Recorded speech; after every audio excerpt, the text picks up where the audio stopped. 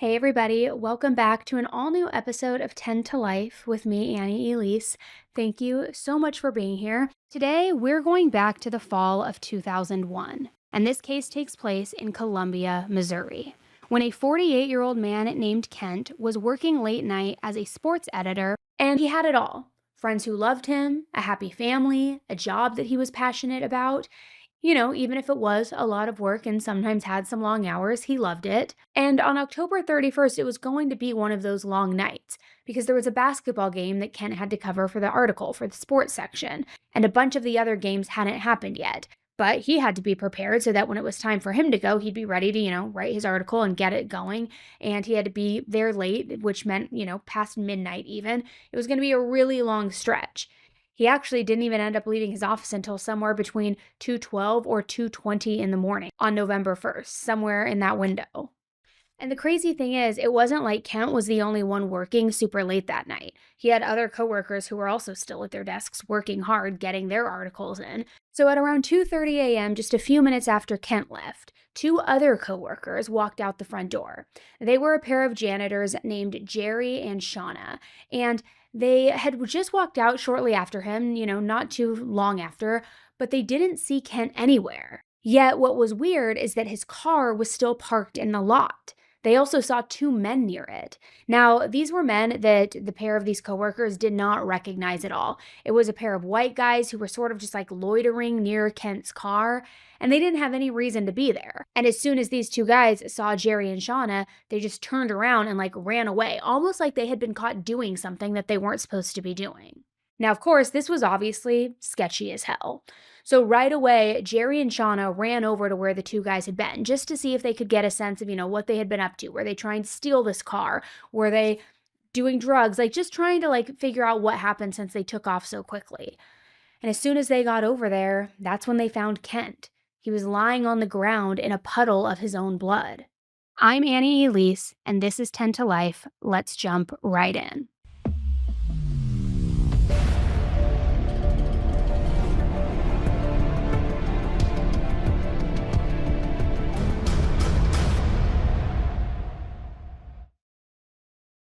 Now, Jerry and Shauna didn't get a good enough look at him to know if he was alive or dead in that moment. They just saw that he was covered in blood.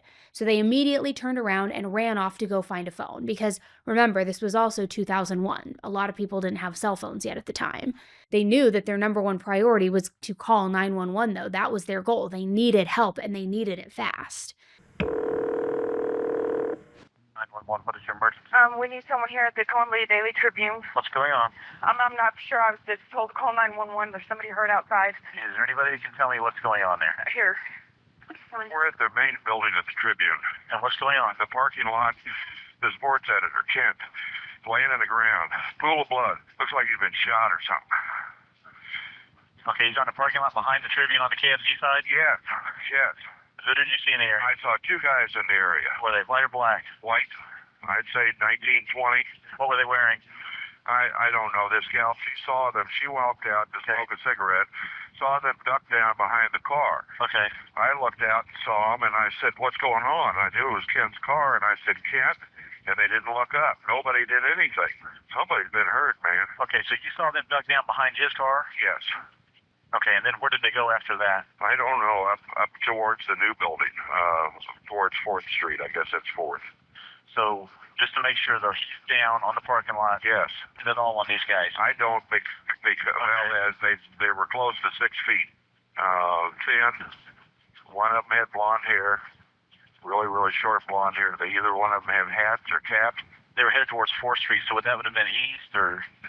I'd say southeast. But I don't know that for sure because they took off. They went up that alleyway towards 4th.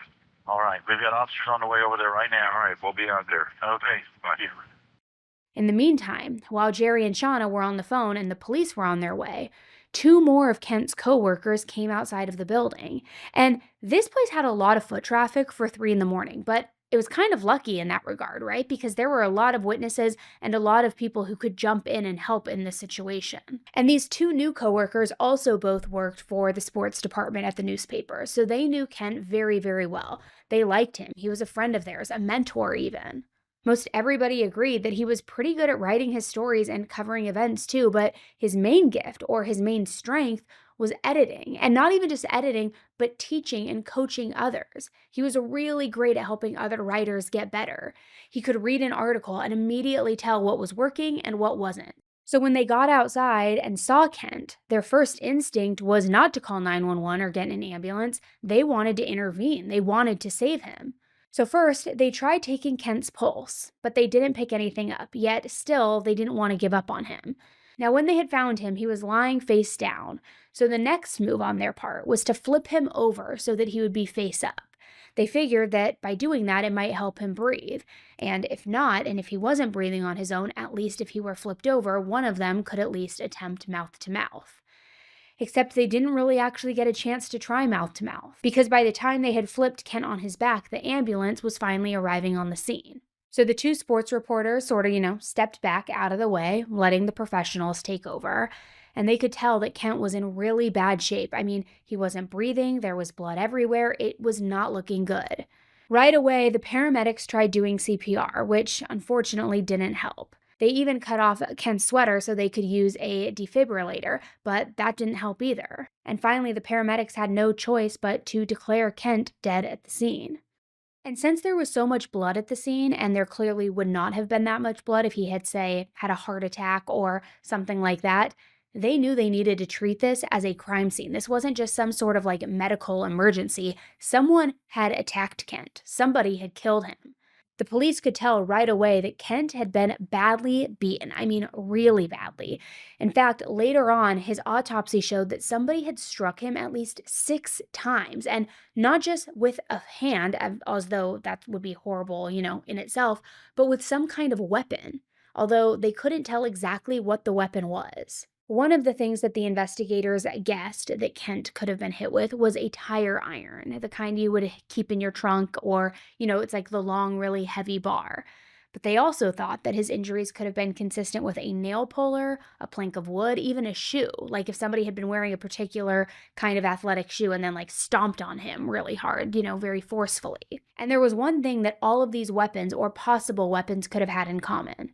They were all things that the murderer could have grabbed right there in the parking lot. They could have either pulled that tire iron or the nail puller out of his trunk, but also he had been parked near a dumpster or a trash can type area.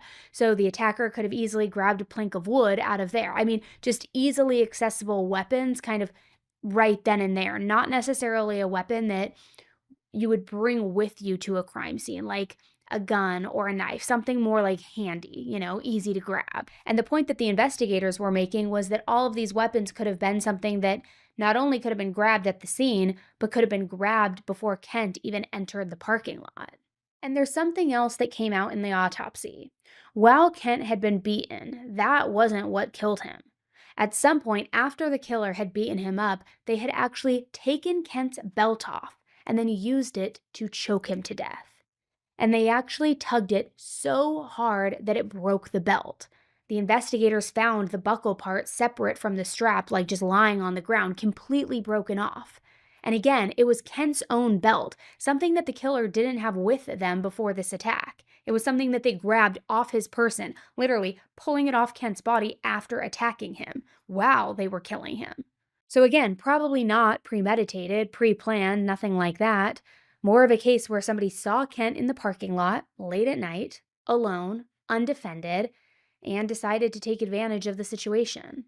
Now, the real question in all of this was, why would somebody have attacked Kent in the first place? Because when his body was found, he still had cash on him, which you would think that if this was a robbery gone wrong, the murderer would have certainly taken his money. But they didn't. However, they did take his watch and his car keys, yet they left the car there. My guess is because they were spooked by the coworkers who came out, right? But then if this wasn't a robbery gone wrong, the next theory that the police had to work with was that maybe somebody had killed Kent because they were angry at him. The question then was whether or not he had any enemies. But so far as everybody knew, he didn't. Like I said, he was known for being this very kind, very supportive, very encouraging guy. Everybody loved him. Now, the good news was that the police had plenty of physical evidence that they could use to try and find Kent's killer. I mean, for one thing, there were fingerprints everywhere, both inside and outside of Kent's car. Tons of them. Unfortunately, though, the fingerprints on the outside were not very useful. A lot of them were only partial prints, and they were either too faint or too incomplete for the police to be able to use them at all. And the ones that they could pull and match were all Ken's. It's almost like he touched his car door and his hands brushed against it a bunch of times while he was fighting this person, fighting for his life. And it was almost as though the murderer hadn't left a single print of their own behind. At least, not on the outside of the car. But the inside of the car also had a bunch of prints in it. And some of them were unusable, again, too faint or too incomplete. And a bunch of them just matched Kent and his daughter. But there were 8 unknown prints, one on the passenger side front window and one on the passenger side rear window, then 3 on the driver side rear window and 1 on the rear view mirror. Also some on some papers and things that had been inside the car. But surely a good amount to go off of. Now, here's the thing. The police had no way of knowing if the killer ever actually got into Kent's car or not. I mean, it would have been a little bit weird for the murderer to beat and strangle Kent to death, then climb inside, touch all of the windows, the mirrors, everything, but then leave within 10 or 15 minutes and not take the car with them, especially when they took the keys. Unless, of course, they were looking for something inside the car. So there was this chance that those prints had absolutely nothing to do with the murder. They could have been from a mechanic, a friend, a coworker that maybe Kent gave a ride to in the past, anybody else. The point being, the prints were not 100% definite evidence in the case, but they were a place to start. And the good news was that there was also a hair on Kent's body, one that did not come from him. There was also a cigarette butt at the scene that had DNA on it, which did not match Kent's. And there were a bunch of footprints in the blood around Kent's body. Which, again, it didn't automatically mean that any of the evidence could be tied to the killer. Prints in the hair could have come from the coworkers who went out and saw Kent on the ground when they were trying to revive him. It didn't mean that it was concrete evidence. It was good because it was a lot of evidence, but nobody really knew how relevant it was. So the police had a lot to sort through, and a lot of people to question and try to rule out. This episode is sponsored by Sundays for Dogs. Now, when it comes to dog food, it always feels like you have to pick between fresh and healthy or easy to store and serve and just grab and go. But thanks to Sundays, you don't have to choose anymore. Sundays is fresh, air-dried dog food that is made from clean, all-natural ingredients. No synthetic nutrients, no artificial additives, none of that ever. It's formulated by Dr. Tori Waxman, a veterinarian who literally built this brand to help dogs live healthier, longer, just better lives. And what I love about Sundays is how simple it is. There's no thawing, no prep, no refrigeration. You just pour and serve. My little dog Freckles, you know how he is. He goes absolutely nuts for it. And I've actually noticed he just has more energy. Also a shinier coat. He just overall seems happier, more balanced. And it's just less headache for me because I know that I'm giving him good food. It's food that's good for him. He loves it. And it's not just the gross stuff. So every Sunday's order ships right to your door, and you can pause or cancel anytime with their 14-day money-back guarantee. So make the switch to Sundays. Go right now to sundaysfordogs.com/10tolife and get 50% off your first order. That's 50% off your first order at sundaysfordogs.com/10tolife or use code 10tolife at checkout. sundaysfordogs.com. It was going to be a long investigation, and you might be wondering where the investigators even got started in something like this because it was so busy, but the answer is they didn't really need to, because right around the time that they were starting to investigate Kent's murder, someone who really didn't seem to have anything to do with the case, made an incredibly shocking discovery. And in order to explain that a little bit, I have to backtrack just a tiny bit, and I need to tell you about a guy named Charles Erickson. He went by Chuck for short, and he was a teenager and not exactly what you would call a good kid. Chuck and his friend, 19-year-old Ryan Ferguson, were very into hard drugs and binge drinking, which I know is a thing a lot of teenagers do. It's not like going out and getting drunk before you're 21 makes you a monster or anything like that. But Ryan and Chuck would take things to extremes. And on the night of Halloween, the same night that Kent got murdered, Chuck and Ryan managed to sneak past a bouncer at a bar and start their drinking, or their binge drinking, I should say. They were also doing a lot of illegal drugs. And in fact, Chuck went so hard, he ended up blacking out entirely. The next morning came around and he had no memory whatsoever of what happened the night before. He asked Ryan, and Ryan was kind of basically like, don't worry about it. We had a lot of drinks. I drove you home. Everything's good. It happens. Don't worry. But Chuck just could not shake the feeling that there was more to this, that something else had happened that night. More specifically, that he had gotten into some kind of trouble, something important had happened, and he couldn't quite put his finger on what it was, but there was a feeling just nagging at him. And the thing is, around that time, Chuck was also having these really intense and kind of violent dreams. I don't know the full details on what exactly these nightmares were about, but I do know that they involved attacking somebody, lots of blood, and very disturbing images and ideas. And then he saw a news report about Kent's murder. And this was especially shocking to Chuck because the parking lot where Kent had been attacked and killed was actually really close to the bar that he and Ryan had been drinking at and partying at. Almost like if the two of them had gone outside after last call and then sort of wandered around for a little bit, it would have been very easy for them to end up at the scene of the crime, right as the murder was happening. And remember how there were those eyewitnesses who saw two white men near Kent's body and then take off? Well, first of all, Chuck and Ryan were both white. And second of all, the police actually released a sketch of one of the men that the two coworkers had seen, and it was published in the newspaper. And when Chuck saw the sketch, all he could think was like, holy shit, that looks exactly like a picture of me. And to be clear, Chuck still didn't actually remember hurting or even killing Kent. He definitely didn't know for sure if he had anything to do with the murder. But it did seem like all of these little puzzle pieces were now coming together. I mean, the dreams, the sketch, the eyewitnesses. So finally, Chuck started becoming obsessed with the idea that he might have been a murderer. And I know that this is crazy, but he also thought that he had just completely forgotten about taking this other person's life.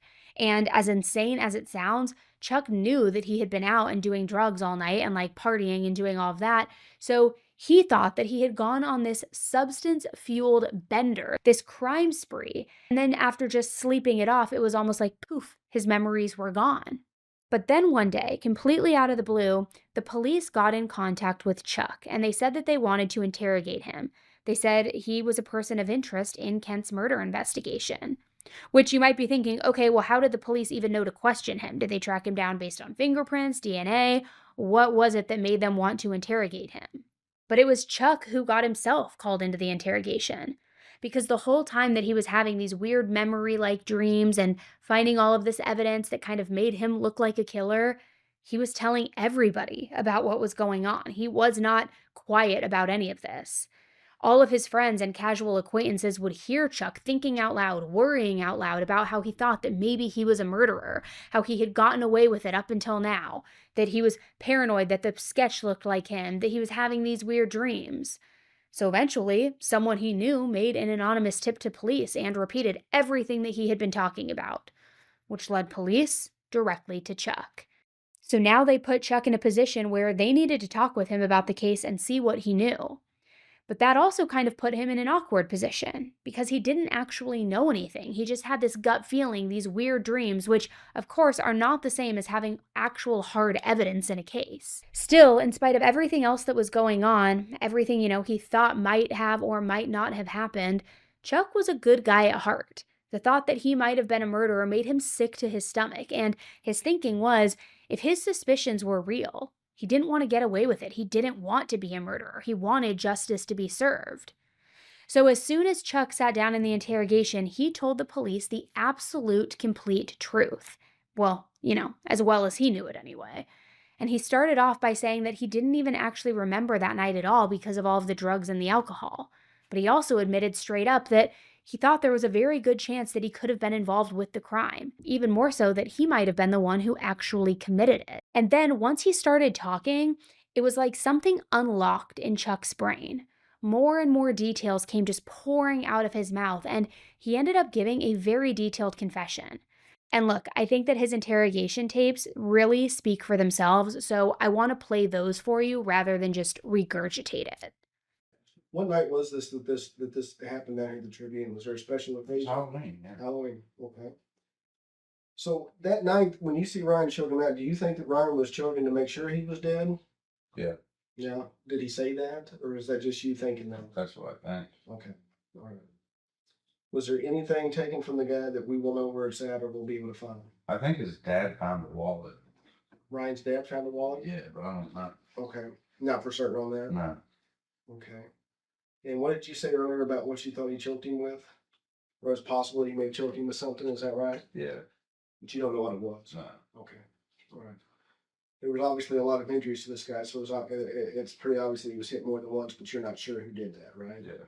So basically, your feeling, or what you're recalling... I think I just blacked out. Okay. After you hit the guy and he went down, you see Ryan choking him. I mean, yeah. I mean, I blacked out in between when I hit the guy and when I see this lady, basically. Okay. But you did see Ryan choking him out. Yeah. Okay.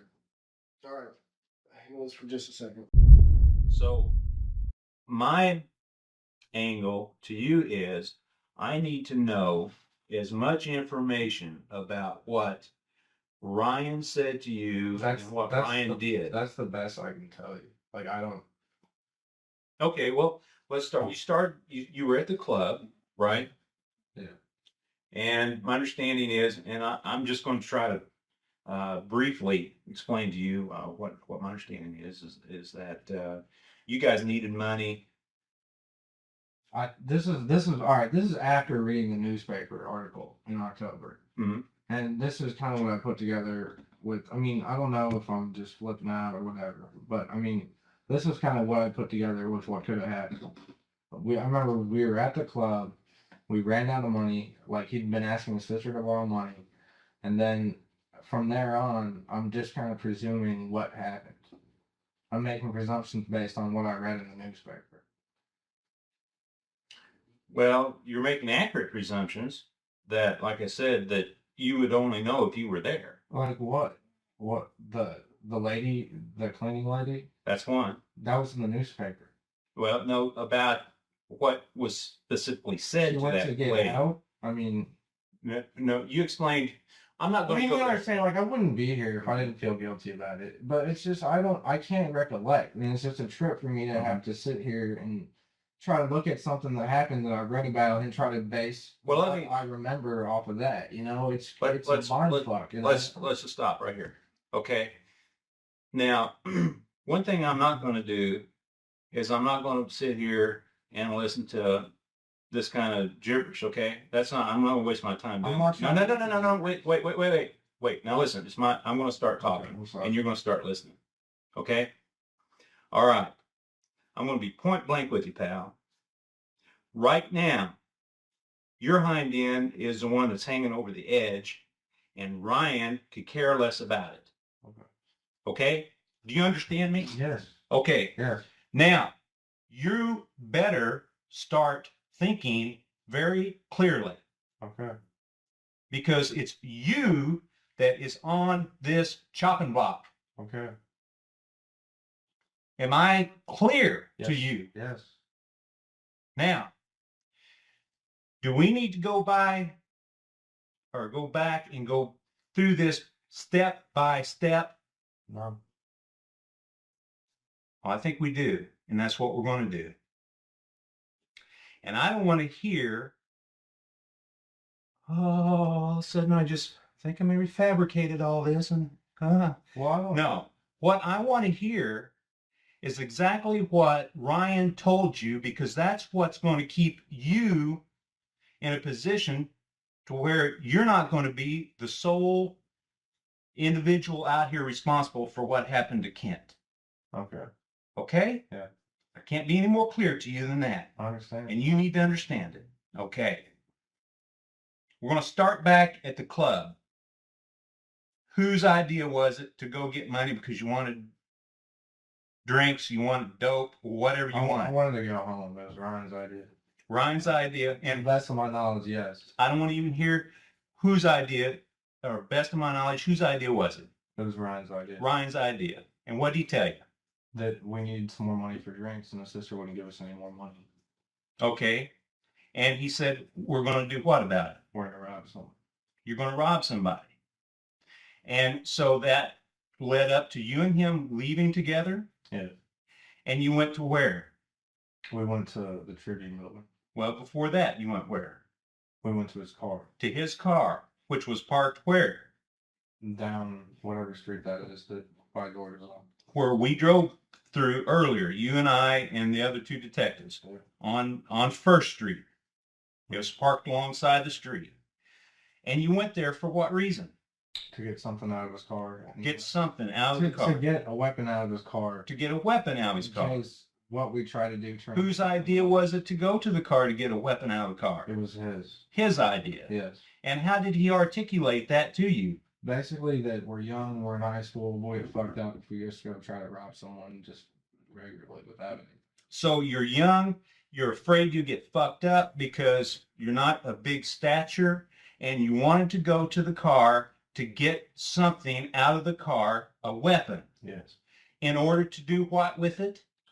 If it came down to it. If it came down to it. To beat someone with it. To beat someone with it. To possibly beat them. To death. To death? Hopefully. Hopefully not. No, I mean, hopefully it wouldn't come to that.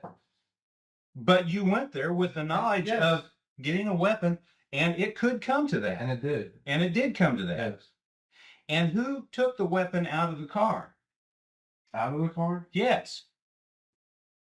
I don't know if I carried it from the car. I'm pretty sure that he took it out of the car, but I think that I carried it after that. He got it out of the car, apparently transferred it to you, and you carried it from the car to the Tribune building. Yeah.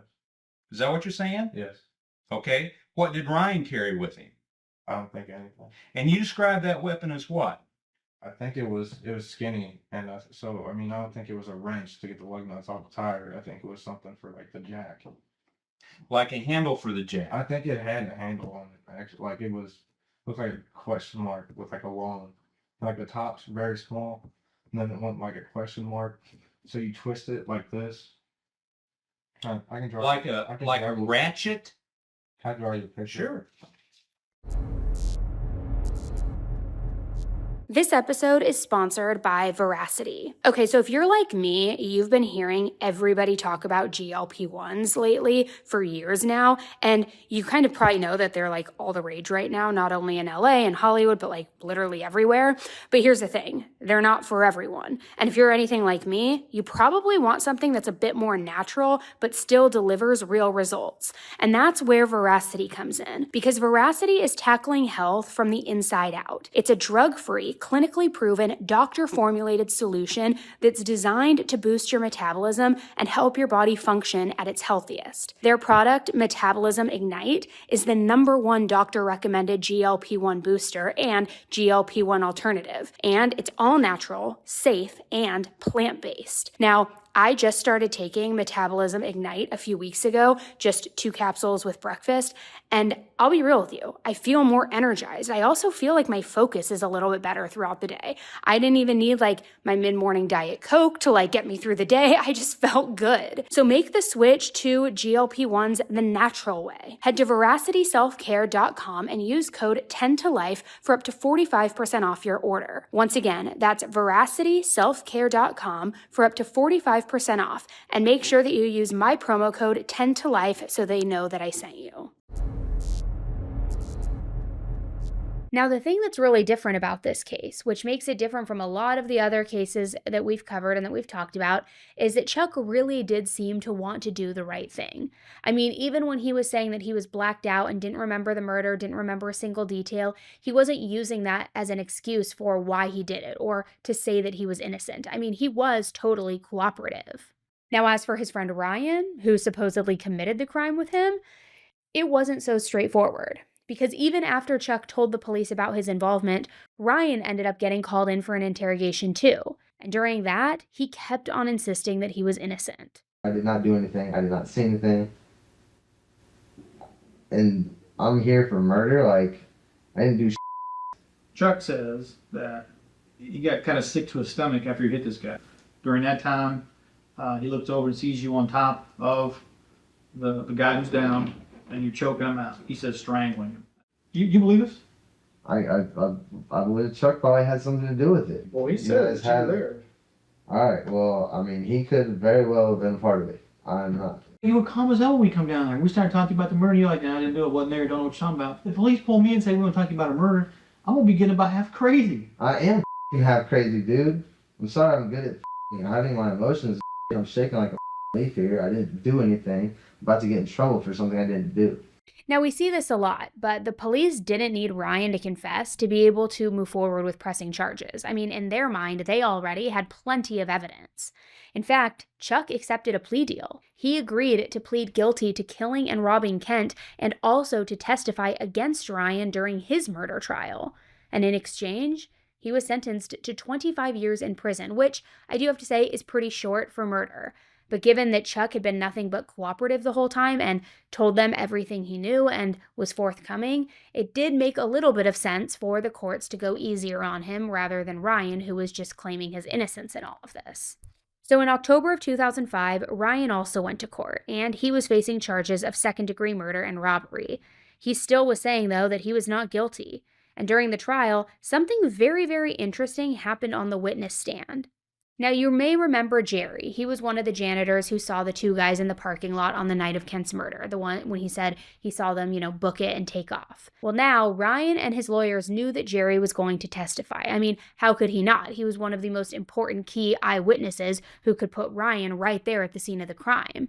But also, I could see where maybe they weren't very worried because Jerry and Ryan had never met. Jerry had also never gotten a clear picture visual of Ryan. It was a parking lot. There was a lot of distance. It was dark that night. So there was some credibility, I guess, that could easily be thrown into question. Yes, you see a white man running from the scene, but how well can you identify them, right? So it was going to be a little bit interesting. In fact, Jerry had even told the police that he didn't feel comfortable identifying him in a lineup because he didn't get such a good look at him. And the other janitor witness, Shauna, had also already testified to all of that. During her testimony, she straight up said that she had no idea if Ryan was the same guy that she had seen that night. So if both of these eyewitnesses were sworn in and said that they weren't sure if Ryan had done it or not, that could only really help Ryan's case, right? I mean, give everybody some reasonable doubt. But then Ryan and his attorney were in complete shock when Jerry took the stand, because the lawyer asked Jerry if the person he had seen in the parking lot was in the courtroom at that moment and if he could identify him, and sure enough, Jerry just pointed directly at Ryan. Which you might be wondering, how did Jerry go from saying he couldn't describe the men at all to now just confidently and boldly identifying Ryan and pointing to him, saying he's one of them? Well, the way he explains it is that he had been through some personal growth and change of his own since the murder. See, Jerry was a sex criminal, and at some point between Kent's death and Ryan's trial, Jerry actually got caught, arrested, and sentenced. Then he spent some time in prison. He testified on the stand that while he was in prison, his wife mailed him an article one day, and it was the news story about Ryan and Chuck getting arrested, and it also had their mugshots on it. So Jerry testified that the moment he saw those photos, he just knew. He recognized them instantly. It was almost like it unlocked a memory for him. Because as it turned out, he had gotten a good look at the two guys. He just hadn't been able to recall it when he had given that statement to the police the first time. This according to Jerry. Which I think it's interesting that both he and Chuck have these miraculously recovered memories that were suppressed and gone forever. I mean, feels a bit odd, doesn't it? Now, as for Ryan and his defense team, he was still saying that he was innocent. And he was saying that he had no idea why Chuck was saying they committed this murder together. The only explanation that he could come up with was that maybe after the two of them had gone home that night, Chuck might have gone back to the same area to kill Kent. And he was now blaming Ryan just to get off clean and be a dick and, throw the blame on him. Which, I get it. It's not a great argument. It didn't make a whole lot of sense. But what else was he going to do? He had really no other option to, cast doubt anywhere. But it was no surprise at all that the jury was not convinced of this. They found Ryan guilty of the robbery and the murder, and they sentenced him to 40 years in prison. And at this point, you might be thinking, okay, well, that was a pretty short episode, Annie. Pretty clear cut. No twists, no turns. Pretty easy. Here's where it gets wild, because everything is about to go off the rails at this point. And this is where things get really insane. See, after his conviction, Ryan filed appeal after appeal. He was still saying that he was innocent, that he wanted the courts to overturn his conviction, because according to him, there wasn't actually enough evidence to justify a guilty verdict. And he was actually right about that. See, there were some details that didn't come out during his trial, and other things that his lawyers argued during his trial, but the jury ignored all of it for one reason or another. For one, like how there was actually no physical evidence to put him at the crime scene whatsoever. I'm talking zip, zero, zilch. And earlier I mentioned how the police had the fingerprints, the hair, the cigarette butt, the footprints in the blood, all of those things, and they thought that these things might have been from the killer, right? Except when the investigators compared all of those things to Ryan and Chuck, checking against their prints, their DNA, all of that, there wasn't a single match. The profiles weren't even close. Then there were some problems with the eyewitnesses, which I'll go back to Jerry, the janitor. He's the one who claimed in the beginning not to have seen them, but then claimed he had this repressed or suppressed memory, whichever you would say, come back to him and he could identify him, and he pointed at Ryan right there in the courtroom. Well, it felt a little too easy. I mean, yeah, stranger things have happened, but it kind of put a question in everybody's mind. Now, what I will say, for whatever reason, his defense team didn't really pick Jerry's story apart during the trial, which was a miss on their part, because if there's two separate versions of events where he's saying he can't identify him and now he clearly can, it's a defense attorney's job to pick that apart, right? Make him seem less credible. But for whatever reason, they didn't do that, which was a problem because there were some major holes in Jerry's story.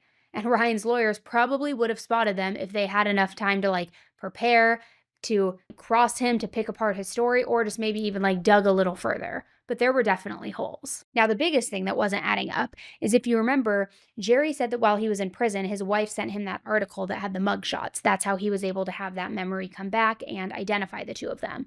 Except his wife was saying, "No, I've never sent him anything. I didn't even know about that case. What are you talking about?"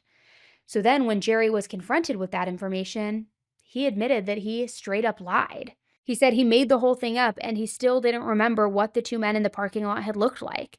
He wasn't confident that Ryan was one of them. And according to Jerry, the only reason that he had lied during the trial was because he says he wanted to be helpful. He figured that the police had probably done their work, they probably arrested the right guy, so he wanted to do his part.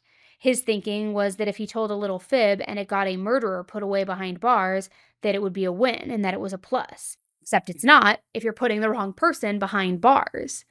He also admitted that he was afraid of what would happen to him if he didn't cooperate, because again, he was in prison on separate charges at that time. So his fear was that if he kept saying he didn't know who these men were and that he didn't recognize Ryan, that it might have a negative impact on his own sentence and his own ability to get out on parole.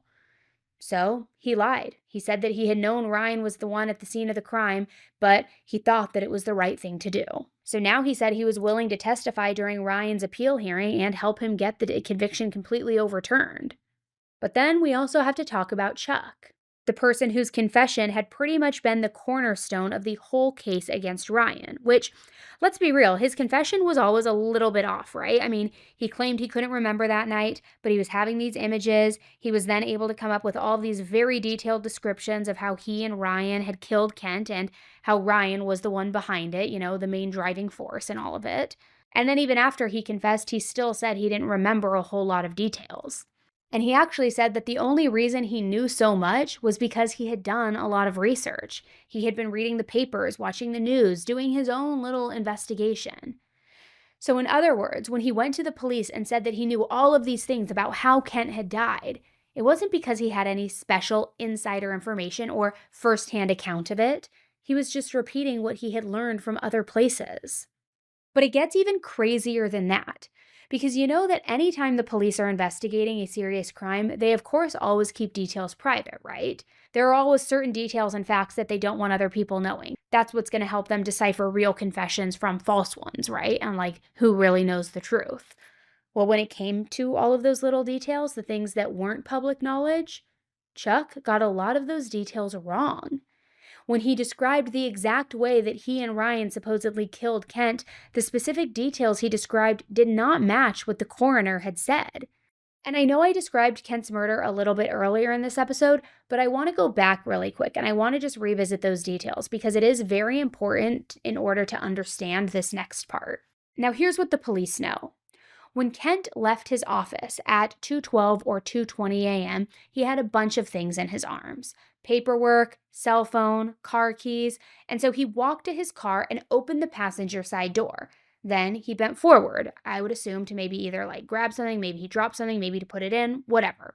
Nobody's sure why he was leaning over, but we do know that that is the position that he was in when this attack began. So he was leaning forward when the attacker hit him in the back of the head.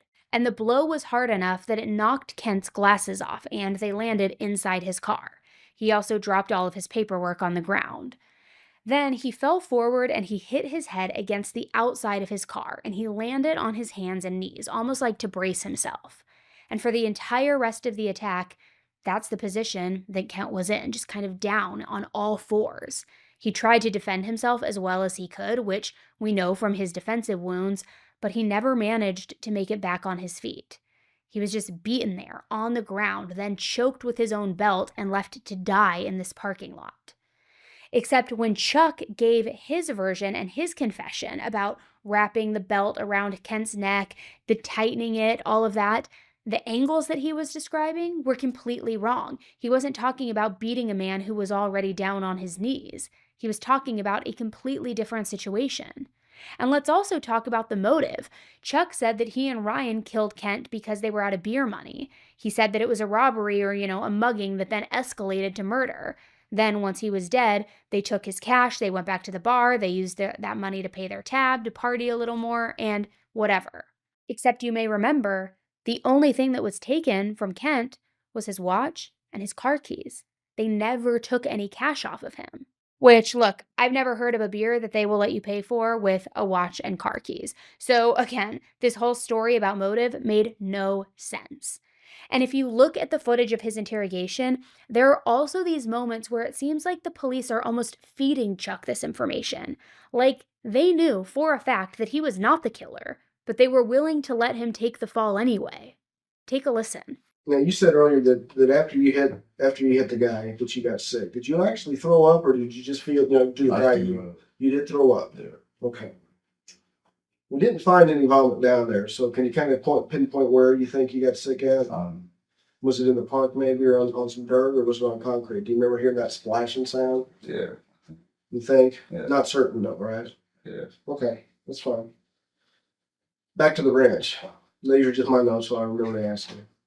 You said it was kind of like a tire tool style wrench, is that right? Yeah. Let's go back to when you were talking about how you saw Ryan strangle this guy. Now, we know what the guy got strangled with. That's kind of a thing I've been holding back from you. Okay. All right. Is it possible that you know what he was strangled with and just didn't want to tell me? Because I know. No, I think it was a shirt or something. Okay, well, I know it wasn't a shirt. It's like maybe a bungee cord or something from his car. I don't see why he'd have a rope in his car. Well, we know for a fact that his belt was ripped off of his pants and he was strangled with his belt. Really? Yeah. Do you see a belt in Ryan's hand? Something look like a rope maybe or a bungee cord? I don't know. Okay. You didn't put anything in your hand now? No. I mean, I don't remember that at all. Okay. Chuck's confession was basically bullshit. It was coached, it was full of holes, and it didn't involve any details that were not public knowledge. In fact, after he and Ryan were both convicted, he recorded a new confession where he said his previous confession had been a lie. Now he wanted to walk it all back. Things happened much differently than I had previously stated. I could not accept in my conscious mind that I was the sole perpetrator. I regret now that I put an innocent man through that. He didn't deserve it. I made up what I said about Ryan being on top of the victim. I lied about him strangling the victim. That was a lie. Ryan never touched the victim.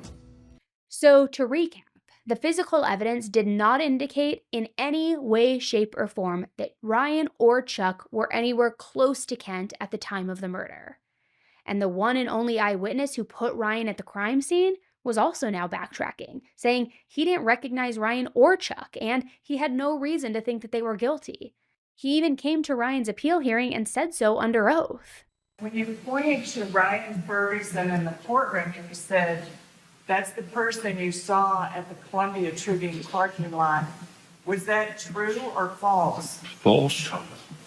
Do you anticipate or want anything for doing this? Yes. I'd like to have forgiveness from Ryan and his and his family. And did you make that up, or did someone else make that story up? Someone else did. And who was that? Kevin Crane. Crane's the prosecutor from the 2005 trial, but the Attorney General's office isn't buying Trump's recantation. How is it that you're able to remember that today and never have been able to remember it up till now? I had remembered it before. I didn't want to say it because of fear of being in trouble with Mr. Crane. So in light of all of that, it was pretty difficult to see Ryan as a cold-blooded murderer. It really did sound like maybe he had been convicted for a crime that he didn't commit. Which, of course, first and foremost meant it was certainly unfair for him to be in prison. An innocent man should not be locked up for something that they didn't do. But also, it meant that the real killer was still out there. Police needed to figure out who this was. Now, the bad news is that the appeals process is pretty tricky. It is not easy to get a conviction overturned, even with a bunch of evidence on your side. And it's actually designed that way on purpose because lawmakers didn't want to make it too easy for actually guilty people to try to get a retrial and retrial after retrial until eventually they'll get the result that they want. So it's meant to be difficult. But the other side of that is that when actually innocent people are found guilty, it's incredibly hard for them to get justice and become free. And that is something that Ryan unfortunately learned the hard way. You'll remember that he was found guilty and sentenced in the fall of 2005. And over the next 7 years, he filed no fewer than 11 appeals. And every single one of those appeals was denied for one reason or another. In some cases, it's because the judge didn't believe his argument. They didn't trust Jerry and Chuck when they had been lying before, and now that they wanted to tell the truth. There were also other factors that were kind of complicated with legal things. I mean, like I said, the appeals process is difficult. It's confusing by design. But finally, in November of 2013, Ryan won his 12th appeal. It had been 8 years by this point, 8 years of sitting in prison for a crime that he didn't commit. That's how long it took to convince a judge to give him another chance. Now, I want to be clear, winning an appeal does not automatically mean that you're let go or that you're found not guilty. And in Ryan's case, it just meant that he could have a second trial, a second shot at proving that he didn't kill anyone. Which that, of course, meant that there was still a chance that he could be convicted again and sentenced to 40 years again. But even so, it was a chance at freedom, a chance that he had to, of course, take. And the good news was that by this point, a lot of people were looking at the evidence and reevaluating things. There was this huge movement of people who thought that he wasn't guilty and that he should have never even been sent to prison in the first place. There were a ton of free Ryan type Facebook groups, different communities of people spreading information on social media, trying to raise awareness. And it was actually kind of ironic that so many of his supporters were on Facebook because Ryan never created a Facebook account. He never got the chance to before his arrest. So a bunch of these supporters started showing up at court during Ryan's last appeal. They were holding up signs, making sure everybody knew what was going on, what the truth was, seeing how many people believed in Ryan and wanted to see him be set free. And even the state seemed convinced, because rather than have another trial against Ryan, they decided to just drop the charges. Which was great news on one hand, because when an innocent person gets let out of prison, it's always a step in the right direction, right? However, Ryan had also lost almost a decade of his life to the first wrongful sentence. So once Ryan was now out of prison, he ended up suing the police department. And the police department had to pay him, I think it was somewhere around $5 million. They didn't have the money to do that, so he sued the insurance. And it was all this back and forth, but wrongful conviction, covering his legal fees, everything. And in the end, he ended up winning. And he won about $38 million. Which you might be thinking, okay, well, what about Chuck? It turned out his confession was coerced and that it wasn't real and that Ryan's innocent. He's probably going to be free too, right? Like I said, the appeals process is designed to be complicated. So even though Ryan was out now and free, Chuck had to go through a whole appeals process on his own. And it ended up taking until 2023 for him to get released, meaning he served 18 years of his original 25-year sentence. Which I'm glad he did get out early, if you can even call it that, because life is short and every day counts. But it's also very frustrating to know that he was fighting so hard to prove his innocence and go through the whole appeals process just to get released 2/3 of the way through the sentence. Also, think through the fact that, Yeah, he was in prison for his own fault, I guess, because he had confessed to this, but also he was having these vivid nightmares and he wanted to do the right thing because he thought he was a murderer. So he was confessing to something and confessing to a crime he didn't commit, but then the police were like further bolstering that. It's very complicated. And do we feel sorry for him? Do we feel sorry for Ryan? Was it his own fault for doing that? I don't think so. I think he was trying to do the right thing, but it's very convoluted, right? Now, the good thing that came out of this was because there was so much attention and notoriety around this case, it did create some new career opportunities for them, public facing opportunities. Specifically, producers from the show The Amazing Race reached out to be a contestant. And Ryan was so down. He was all in. There were some delays due to COVID and all this, but he was really excited about it. Now, look, I'm glad that Ryan and Chuck both landed on their feet, were exonerated, got their lives back, but also I don't want us to lose sight of the other victim in this story, someone who still to this day has not received justice, and that's Kent. His killer is still out there. And you may remember I had talked about the DNA samples, the cigarettes, the fingerprints. The plan was, when they kicked this investigation back into high gear, to start collecting all of that from, coworkers, people who may have been there, people who've been by the friends, people who were by the parking lot. But apparently, they never got around to doing that. Seriously, it's entirely possible that the police, right now, have the evidence in their possession that could solve the case, yet they're not looking into it. And I don't know why. Maybe they lost momentum during the time when Ryan and Chuck were in prison. Maybe it's not a priority anymore. Maybe they're embarrassed about the whole situation. I don't know. What I do know is Kent deserves better. And the fact that this was fumbled so badly from the start is incredibly infuriating. He was a father, he was a husband, he was a loved coworker, and where's the justice? They saw two people running away from the scene. Where are those two people? What caused Chuck to have those nightmares too? I mean, who do you think is really involved here, and what do you think happened? It's so convoluted and so messy, and that's why this is a very controversial case too, because there are a lot of different opinions out there. Some who think too that Chuck and Ryan really are the guys and that they just somehow got away with it. I don't know. You tell me what you think. Now, there is one theory I want to share with you because it has taken flight. A lot of people who have been invested in this case have been talking about it, but it's not verified. Do your own research as always, but because so many people are talking about it, I figured I would mention it. So, a lot of people think that Kent might have been killed by a coworker of his, a man named Michael Boyd.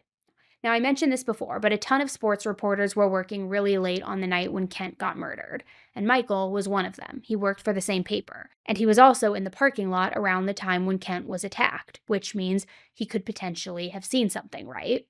However, it's almost impossible to know what he saw or didn't see because the police interrogated him 6 times, and each time his story changed drastically. At least once, he said that he saw 2 men who resembled Ryan and Chuck in an alley near the parking lot. But of course, he didn't share that detail until after Chuck and Ryan had been arrested, almost like he was telling the police what they wanted to hear rather than being truthful. But what makes Michael's situation different and questionable in all of this is he's the last person who saw Kent alive. Or I should say, it's believed that he was the last person to see him alive. And that detail is especially important because we're not sure what the motive was in Kent's murder. The whole robbery gone wrong angle doesn't make a whole lot of sense given that the killer didn't take Kent's wallet. So it almost felt like this was a spur-of-the-moment crime of passion and maybe personal and targeted. Then maybe staged to look like a robbery, taking the watch and the car keys, but not taking the money. There's just something that doesn't quite fit. And the theory goes that when Kent was leaving the office, he and Michael got into a fight in the parking lot, and that Kent was trying to de-escalate it, was putting some things in his car when then he came up behind him and hit him. And then it was this fight that escalated to murder when ultimately he took his belt off of Kent and then strangled him. A lot of the coworkers inside the building are saying they didn't even know that they got into an argument that night. So again, this is just a theory that is out there, but it's one of the biggest ones out there. It's a lot of speculation, but my hope is that someday we will get the truth. We will find out what happened to Kent and he will get justice. And that's why it's so important for us to keep telling his story, keep sharing it, because somebody's got to know something. Somebody had to have seen something, right? So how do we get the answer so that his family can get the closure, the peace, he can get justice, and whoever truly did this can be held responsible. Because this case didn't end with Chuck and Ryan's release. It is far from over. Thank you guys for tuning in today for this episode. Let me know what you think below. Sound off in the comments. Do you think that it was the coworker? Do you think it really was Chuck and Ryan and they got out on like technicalities? Do you think it was something completely different? What do you think is going on in this case? And if you've researched it yourself and have details that I didn't mention, please feel free to share them in the comments. And as a reminder, 10 to Life is available now, not just as a YouTube series, but also its own podcast. All the uncensored versions will be over there, and when you check it out, hit a follow, or if you're watching this on YouTube, click that subscribe button.